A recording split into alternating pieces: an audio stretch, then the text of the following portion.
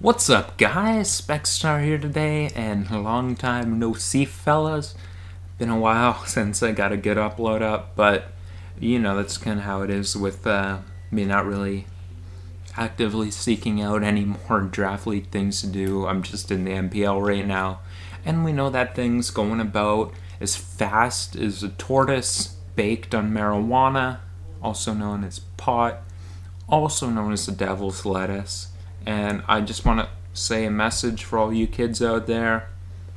If you're gonna do drugs, you want to do weed or mushrooms, but get them from a good dealer. You want them au natural. You don't want them laced with anything, because that's where you could still end up with shit like, I seen this video where they tested some crack, whatever. Not the same, but you'll find the same kind of shit on anything you buy in the black market. And this crack, they found like coolant, which is what you put in your car to help keep it cool, which is basically just liquid poison. That's nutritionally what it is. Don't get laced shit. Get a good dealer who you know goes plant to table. And that is my advice for the kids out there.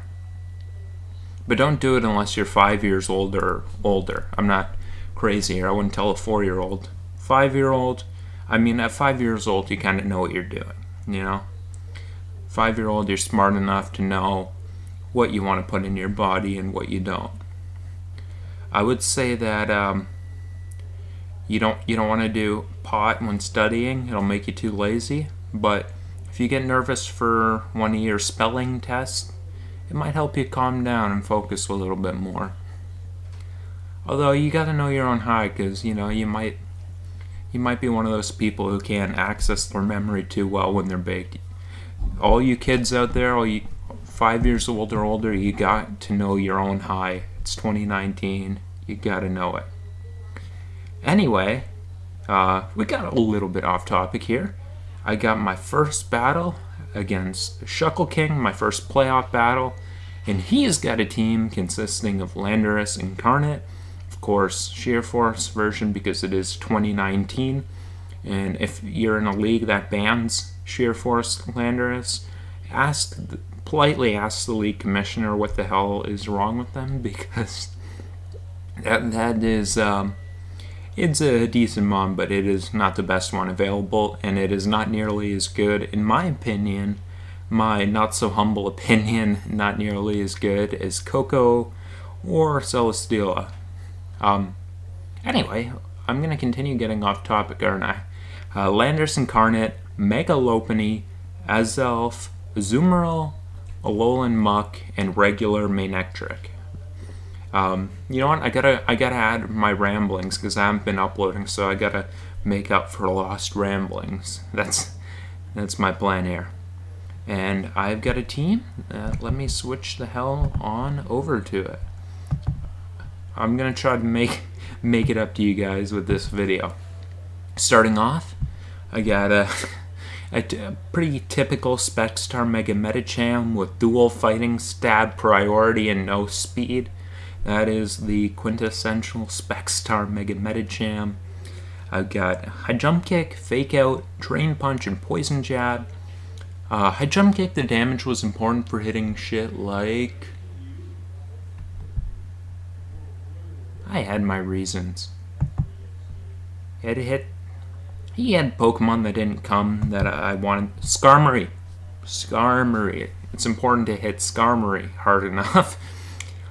Drain Punch, what I want to lean on against a lot of his less bulky, not quite Skarmory bulky mons. And P-Jab is for the Azumarill and not a damn other thing else would I click it on. But you know what, we'll find out later that might have been the move, just having the one move for Azu. Next up, Physically Defensive Celesteela, quintessential Celestala, physically defensive Leech Seed Protect, Toxic covers Miltank, which with Sap Sipper would be immune to Leech Seeds and doesn't take dick from Heavy Slam, and basically all bulk, all stall, offensive. it actually would have looked nice against the team that he did wind up bringing, but he had a lot of bulk he didn't bring. So this kind of variant was better for a lot of what didn't come and worse for a lot of what did come. But that's just kind of what you deal with when you build with draft league format, not knowing exactly what the matchup's going to be. Next up here, I got my Latios rockin' Dragonium Z with the Draco Meteor. I got the Earthquake and the attack investment to hit Alolan Muck. I believe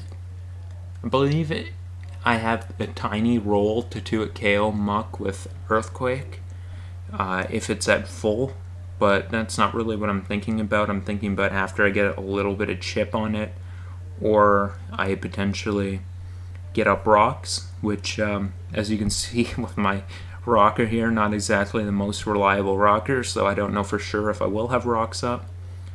Obviously, he wouldn't be 2-hit KO'd if he was some kind of berry set, but that's what I got the Dragonium Z for. If it's not Assault Vest and it is berry, then it will be blasted by that Dragonium. This is basically just a set to be able to cover any version of Alolan Muck while still being able to help with some of the offensive team. Things like Landorus Eye, which aside from U-Turn doesn't hit Lottie too well, and that's why I've Roost on it, so it can be kind of a soft switch into that thing. I have no hard switching on that thing, so I kind of had to get creative and try to make something happen. That Pokemon is always fun to play because there's not too many conventional walls to it. Next up here, I got T-Tar, and you know it. I am rocking those choice specs. You know what? Basically just any damn excuse to run the choice specs. Particularly with looking like Skarmory was his best potential switching on this thing. It gave me enough of an excuse to run it. Dark Pulse, of course, just that move that nothing switches in on ever. Rocks, because I didn't have another rocker, and rocks are the best move in the game. Bringing another rocker just didn't really fit with the build of the team, so I just kind of slapped it on there as a fourth move. Ice Beam, you know what? I might have even meant to have Focus Blast over Earth Power. I might have meant to replace Earth Power with Stealth Rock instead of Focus Blast. Looking at the team now, I'm thinking that might have been what happened, but you know what? It was kind of nitpicking anyway. I wasn't sure if I'd click that move anyhow. Mostly, I'm just gonna click Dark Pulse. Hydreigon's one of the few things that switches in on that, and it does not appreciate Ice Beam. Next up here, I've got Tangrowth, Assault Vest, I've got Giga Drain, Knockoff, Focus Blast, and Hidden Power Ice.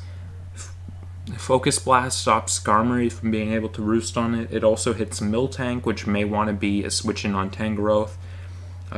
Being able to hit Miltank, which is this Sap Sipper Mon, which covers Sleep Powder, it covers Giga Drain, it covers Leech Seed. Being able to hit that was important for me. I did put quite a bit of thought into dealing with Miltank just for it ultimately not to come. I wouldn't say I was completely surprised by the team that he did bring, but I definitely invested a lot and worried about some Pokemon that didn't wind up coming. I never actually took the time to question what I thought he would bring. I just kind of prepped for everything, and this is kind of a result of that. HP Ice, just for the Landers, pretty damn much. It's important for me to be able to hit Landers very hard with this thing because obviously I'm not taking multiple sludge waves. And I wanted this thing to be potentially a soft check to it. And lastly, I got the Rocky Helmet Comfey. If you guys were watching my NPL tournament videos, and if you were and you're still here, I love you dearly. If you're watching those, you know that Rocky Helmet Comfey is one of my favorite checks to Mega Lopunny. It's one of the best out there. Synthesis and Draining Kiss means that with the Rocky Helmet, that motherfucker getting chipped and it's going to be forced to switch. Well, I could just comfortably get back up to health, full health, and defog there in case Skarmory wanted to set up spikes. Pretty damn much, that's all of it. If he did set up spikes, I was prepared to defog them away. And taunt covered Miltank, it covered Skarmory, basically made sure Comfey could beat some of the bulk that might want to switch in on it. I feel like that was a long-ass explanation for the team. I bet it was. I'm trying to make up for lost time here to my lovelies. Anyway, let's get the right view back and get this show very much on the road. He's going to lead off with Manectric. I'm going to lead off with T-Tar. My assumption is that this thing is hard forced out. But he doesn't have a great T-Tar switch-in, so kind of a mystery to me what would switch in. I would have thought potentially he might Volt Switch into Azumarill, which is one possibility.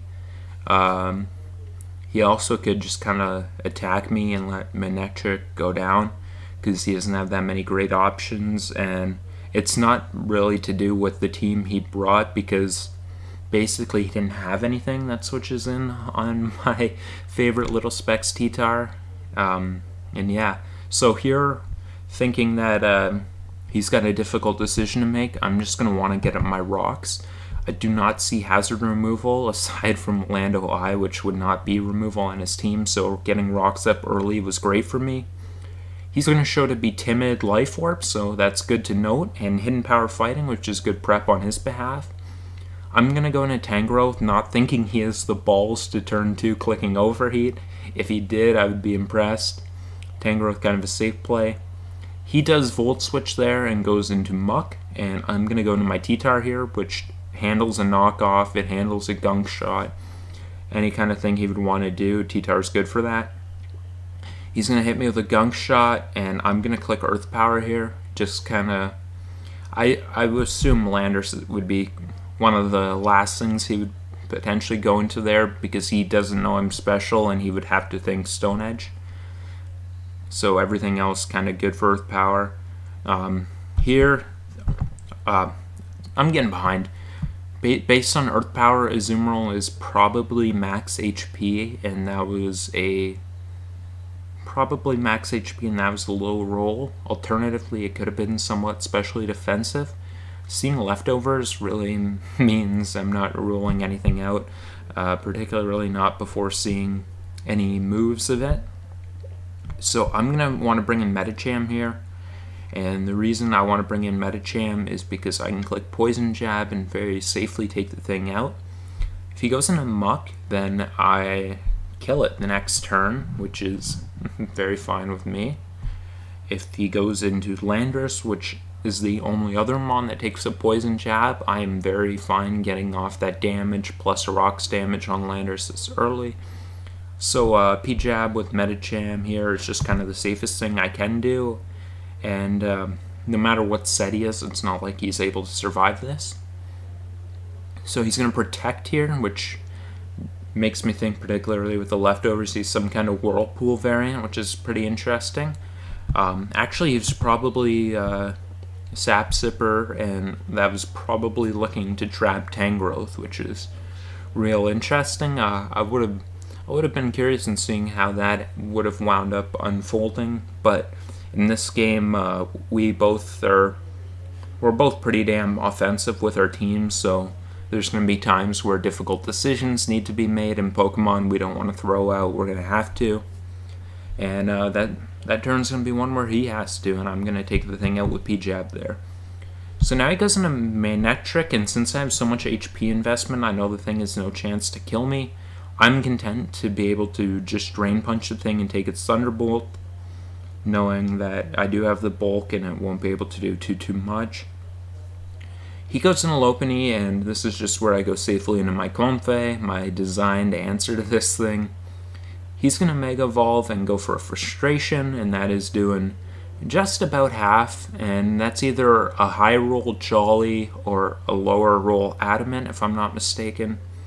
So I still don't exactly know what that is. He goes into Landorus, and I go into my Latios here. He goes for his Stealth Rock, and I am just going to go for my Devastating Drake. Devastating Drake would have for sure taken out the Landorus if he stayed in. And if he went into Muck, I knew that Devastating Drake If Muck did survive, then he was Assault Vest, and I would have just been able to safely take the thing out with Earthquake the next turn. So he does go into the Muck on the Devastating Drake, and that thing will go down.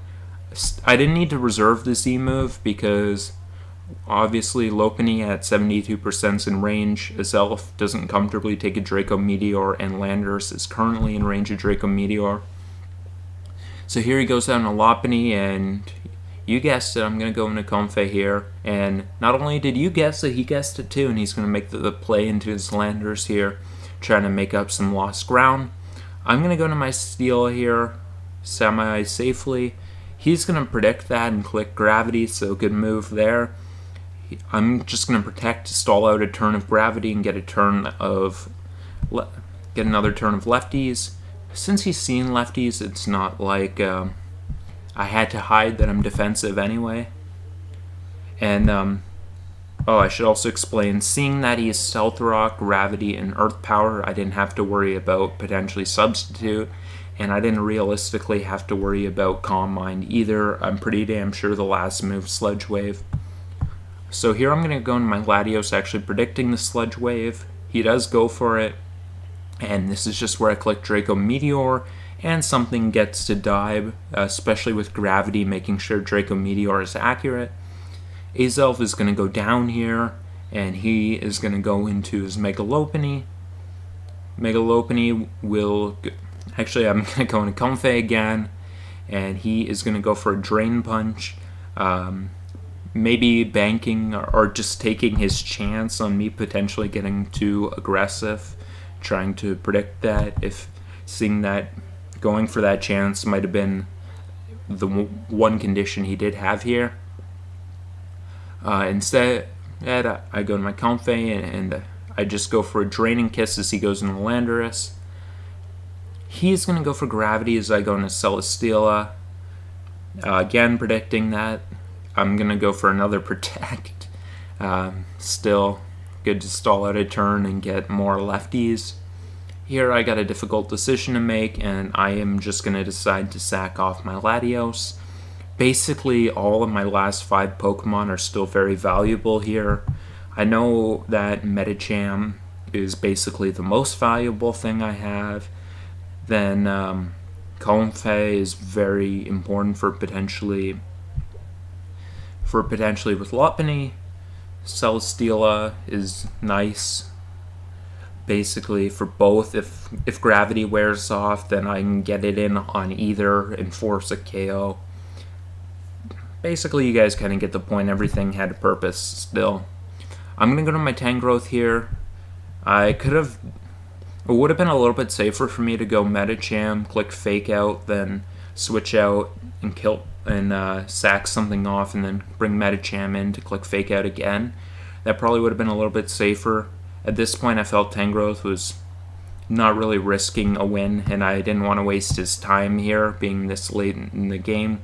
So I'm just going to go into my Tangrowth and click HP Ice to speed things up a bit.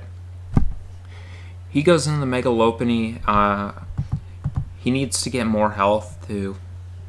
Well, basically, if I went into Comfey, you know what, I don't need to explain this turn. I basically could have shit the bed 2 turns in a row and I was good at this place. You guys know what's going on here. I'm going to let it go down. I would have survived a Drain Punch and took the thing out with Focus Blast. I obviously wasn't going to risk Comfey there. I will now bring in Comfey to click my Draining Kiss, and Lopunny for sure dies here no matter what happens. And we are going to win the game 3-0, and that's a good win for us. I probably should have checked who I play next. It might not even be settled, but I could have come in like, I'm going to face the winner of blank and blank, and you guys probably would have liked that information, but I didn't check it and I don't know it, so not much I can do there. At some point in the future, a video will be uploaded saying semi-final round, and whoever is in the thumbnail, that'll be who I am facing next. GG to my man Shuckle here. It was a good win for us to pull off here because with all the droppings we had, he was definitely one of the one of, if not the strongest coaches remaining. So that's definitely a good win to get this quickly on in the playoffs. Hopefully we can keep it going in the next round when we take on